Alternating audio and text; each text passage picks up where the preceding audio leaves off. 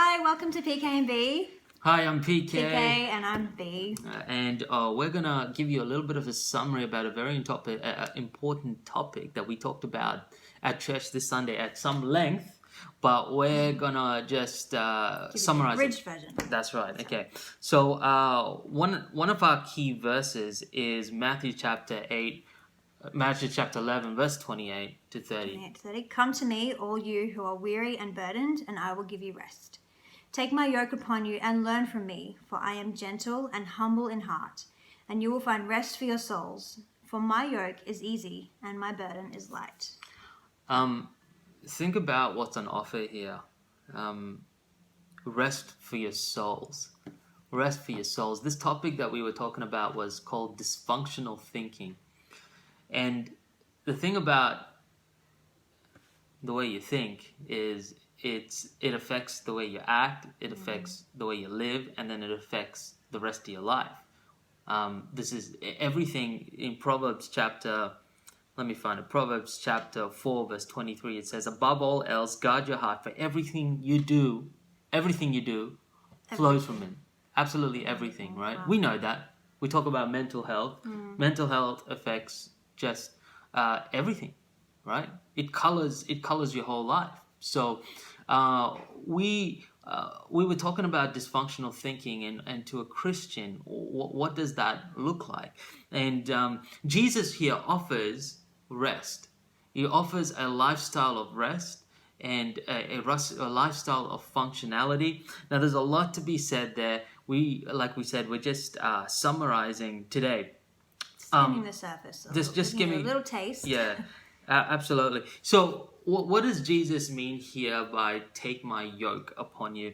I give an example. One of our boys, he's 5 years old, and he when we go to Bunnings, he loves to take one of those. They've got these little kid trolleys, and there's the little kid trolleys have this big pole and this handle up for the parents, so the parents can kind of guide the trolley. Handle. We love the handle because otherwise our little boy, would just veer off into other people and into the shelves and everything else. But he hates the handle.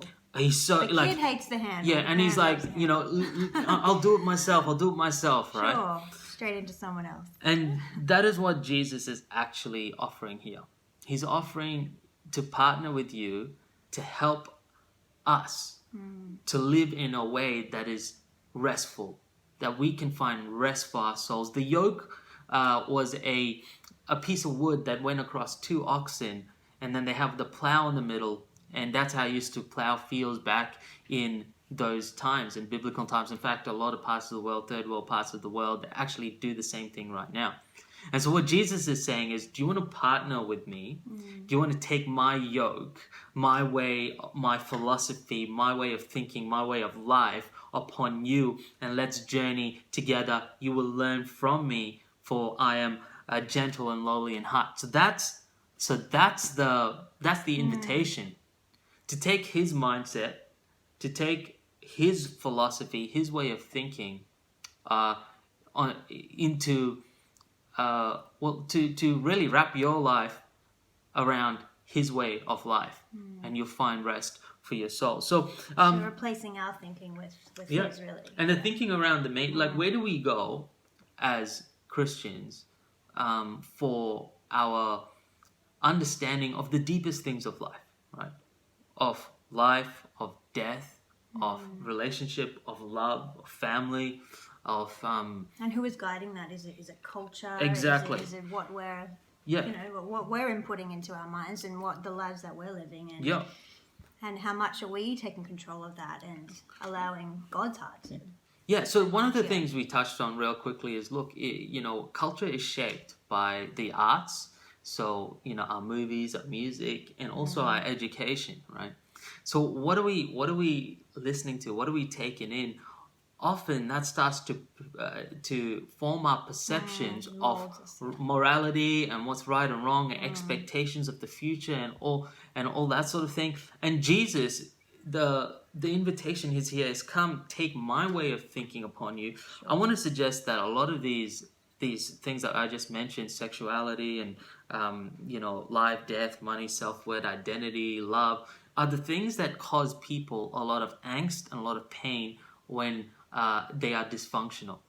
Okay, and the offer from here, from Jesus, is take my thoughts Sure. Upon yourself and learn from me. And if you do that, you're going to find rest for your soul.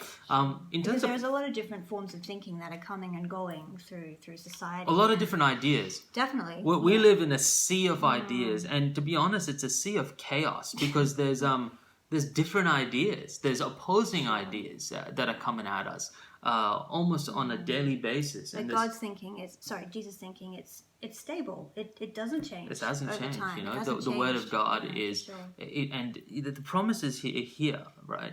That you will find rest for your souls. This is what we're talking about. We're talking about a restful life, a functional life, a functional heart, not in pain, and not like Jesus's words here is, for my yoke is easy and my burden is light. Come to me, all you who are weary and burdened. Right? That's a good example of what a lot of our people in this world experience. They're weary and burdened. So I think we really need to take that step towards God, towards functional thinking, towards a consistent way of thinking. Yeah. No matter how the society and seasons and life changes. Yeah, absolutely. Culture change, and culture will change. Like in 20 years' time, in 20 years' time, our fashion would be something completely different.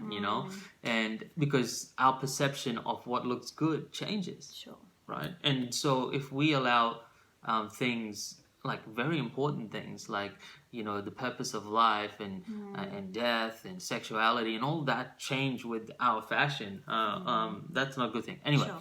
So it's the invitation. Are we accepting the invitation? Yeah, there's two things that you've got more. I do have more. Yes, two things. How much more? A few minutes more. Minutes more. So a couple of things that really helped me, but also I encouraged everyone to really consider in terms of practicality to help us in our thinking is, number one, you got to identify wrong thinking. Sure. That's really important. I could say so much about that, but the fact is, like when you're looking at the world, it's actually hard to identify what's functional, what's dysfunctional, because what is dysfunctional is being relabeled as functional. Sure. So to actually pick out what's wrong and what's right, we need the Word of God. So Word of God and identify wrong thinking. And the second thing is bringing it into the light. There's this concept in the Bible, like when something is in darkness, it kind of festers away, okay? But when it's brought into the light, it kind of shrivels up and dies, and it's not as big a deal. So when we bring it out in the light, we're honest with ourselves, we're honest with God, and then we bring other people on this journey that starts to really form functionality in our lives, whereas the things that are hurting us in the darkness are brought out, they die, and we can live more functionally. So what, we share it with other people, or we... Well, I think again, this is like another whole video by itself, but I think really quickly is it's really hard for us to be honest with ourselves. Sure. Okay. The worst type of deception is self-deception. Sure. Okay. So the first step, before you share it with anyone else, just accept that you have this wrong thinking. Yeah. And take the step towards.